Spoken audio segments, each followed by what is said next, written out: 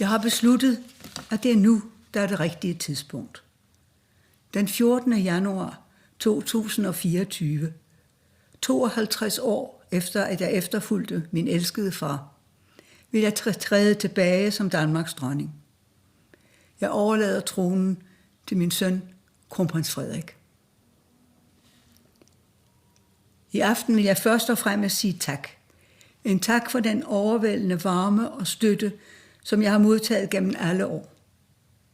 En tak til de skiftende regeringer, som det altid har været givende at arbejde sammen med. Og til Folketinget, som altid har mødt mig med tillid.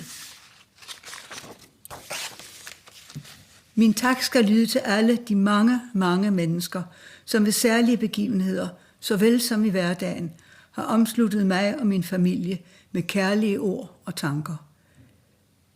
Det har gjort disse år til en række af perler. Den støtte og bistand, som jeg har modtaget gennem årene, har været afgørende for, at jeg kunne løfte min opgave.